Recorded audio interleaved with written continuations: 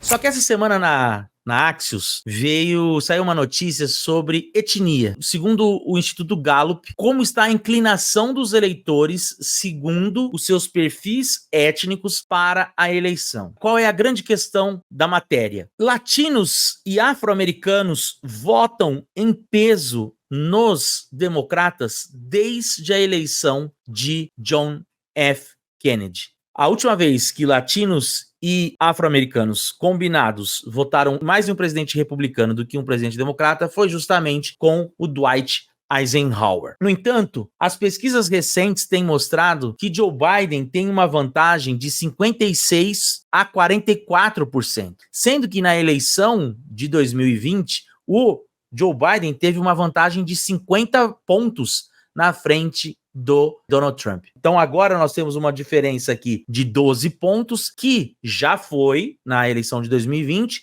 de 50 pontos. Como é que está então esse eleitorado segundo o Gallup? Entre os latinos representam hoje a maior parcela de população não branca nos Estados Unidos. Eles têm aproximadamente 63 milhões de pessoas são de ascendência latina. Basicamente, latino são os hispanos. Desses 63 milhões de latinos lá nos Estados Unidos, que representa 19% da população americana, 32% podem votar, o que representa 13% do total. Entre os negros, são 40 milhões de afro-americanos, representando 13% da população, sendo que aproximadamente 20 milhões votam, o que daria então 8% da população. Então aí nós temos algo na casa de 20, 22%, 20, 21% afro-americanos e latinos que votam nas eleições. Então quase um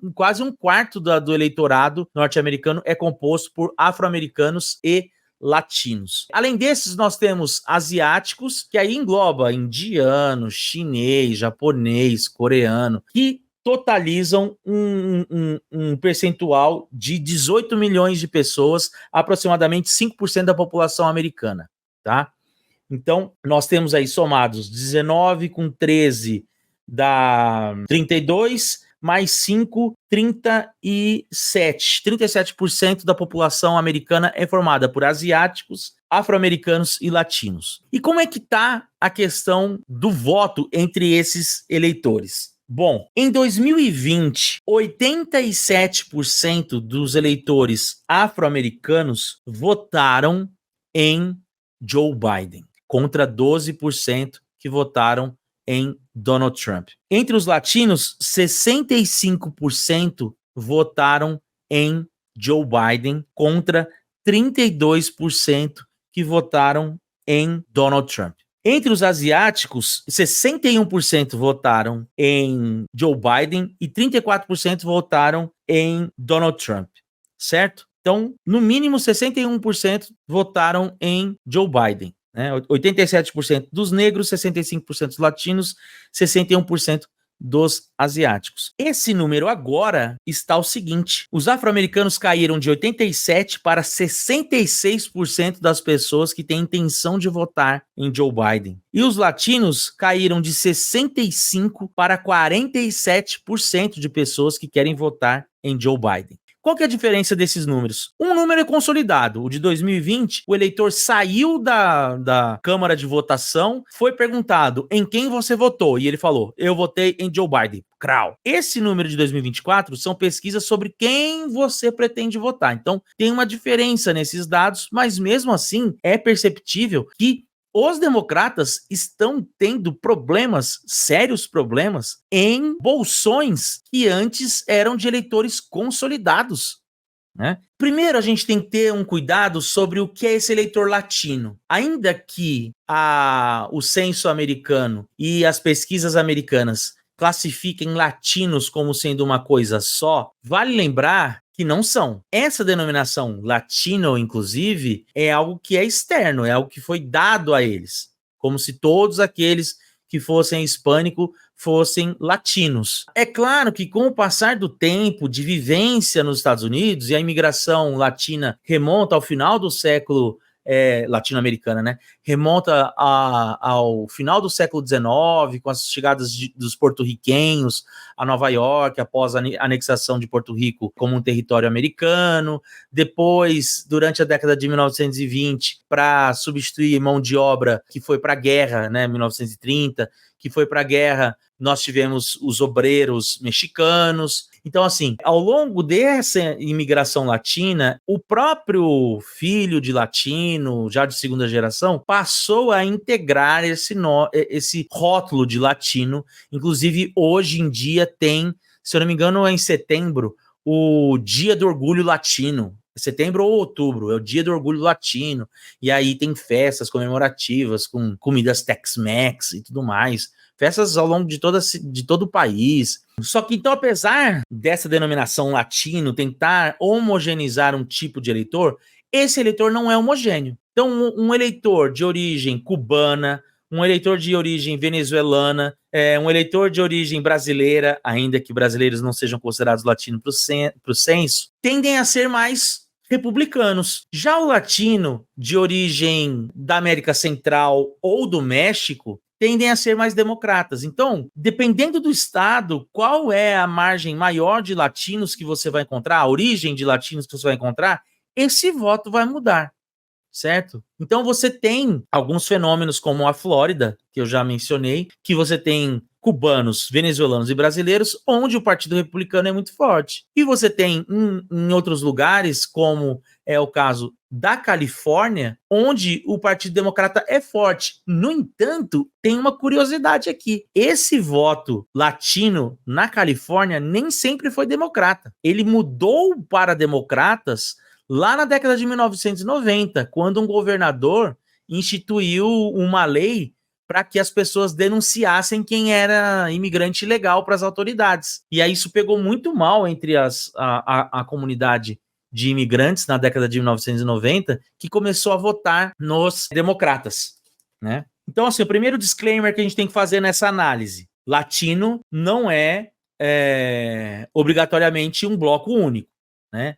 O eleitor latino, ele é bastante variado, dependendo do lugar de origem dele e da sua família, né? Isso muda bastante. É claro que eles têm traços, a própria língua, a questão de ser católicos, a observação de algumas festas, como o Natal e feriados religiosos católicos.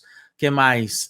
A própria música. A América Hispânica, ela compartilha muito a mesma música. O próprio futebol, né? São coisas que unem os latinos. Eles são de origens diferentes. São coisas que tem que ficar claro. Entre os negros, entre os afro-americanos, isso está se percebendo etariamente. As gerações mais antigas são mais democratas, porque elas ainda têm em sua mente a lembrança do que foi o Civil Rights. Então ela ainda tem na sua mente o que foi o Civil Rights, quais foram os ganhos que os afro-americanos tiveram com o fim da lei de Jim Crow, o voto, a lei de voto de 1965, que derrubou uma série de barreiras que tornava difícil para que os negros americanos pudessem votar, entre outras coisas, né? Então, assim, o surgimento de políticos negros e tudo mais, que é uma memória muito grande. Já os eleitores negros jovens já não têm essa memória do Civil Rights. E mais do que isso, ao longo da década de 90, nós tivemos um boom de crescimento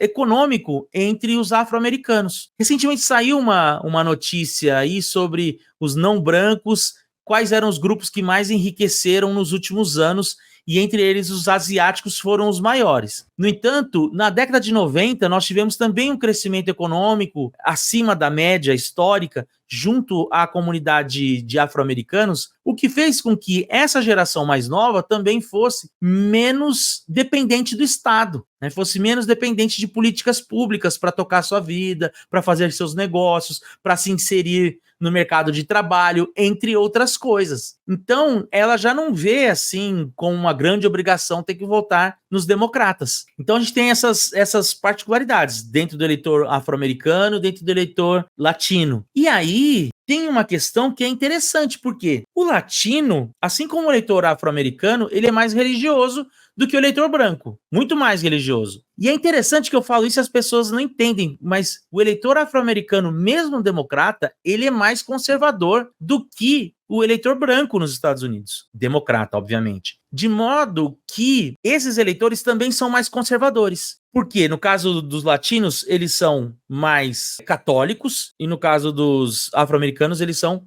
evangélicos, né? Protestantes, a terminologia é melhor. E também os asiáticos são mais conservadores na questão dos costumes, não por conta da religião, mas por conta da questão dos costumes, né, da criação, de origem, de onde eles vêm e tudo mais, da sua própria cultura. Então o que se percebe é que, por exemplo, uma das grandes bandeiras do Partido Democrata para esse ano é a questão do aborto. No entanto, o tema do aborto diz muito mais respeito à mulher branca do que à mulher latina, do que a mulher negra. A mulher latina, muitas vezes, por conta das suas heranças católicas e tudo mais, sua criação católica, ela também abomina o aborto. Então, esse não é um ponto que vai gerar engajamento para ela. Em compensação, se você for pensar em alguns movimentos que estão acontecendo na Califórnia de ascendentes asiáticos que têm votado constantemente contra representantes democratas nos conselhos de escola, porque não querem uma educação muito progressista para os seus filhos, querem uma educação mais conservadora. Então, o próprio corte desse eleitor, seja ele latino, asiático ou afro-americano, ele é mais conservador. Por ele ser mais politicamente conservador, o eleitor negro, ele acaba votando naquele candidato que entrega mais por ele, né? Por isso que ele não votava em Bernie Sanders, ele votava em Joe Biden, porque no fim das contas ele acredita que o político mainstream tem mais capacidade de fechar acordos e alianças do que o eleitor radical. Por isso que o eleitor afro-americano nos Estados Unidos ele não é tão radical dentro do Partido Democrata. Então, esses valores, de certa forma, acabam também fazendo com que o discurso trumpista, mais voltado para a questão da família, mais voltado para a questão da religião, consiga ser absorvido mais entre esses eleitores. Sem contar que aí tem aquela questão do latino, que acredita muito no sonho americano, né? É por isso muitos cruzam a fronteira. E entre os partidos, quem vende mais essa história de que a América é feita do seu esforço, do suor do seu próprio corpo e tal, é o Partido Republicano, né? O Trump vende até mesmo uma figura de um líder mais populista e tal, que é mais comum entre os eleitores latinos, né? Essa identificação. Então aí estariam algumas causas do porquê o Partido Democrata vir perdendo o eleitorado não branco nos Estados Unidos, que era, durante muito tempo, uma das suas grandes barreiras contra os candidatos republicanos. Você acabou de assistir a um corte da Impéria Live, a live imperialista do canal do Sorrilha. Aproveite para deixar um like, se inscrever no canal caso não seja inscrito, caso não seja inscrita, e compartilhar esse vídeo com um amigo ou uma amiga. E considere também se tornar membro do canal. See ya!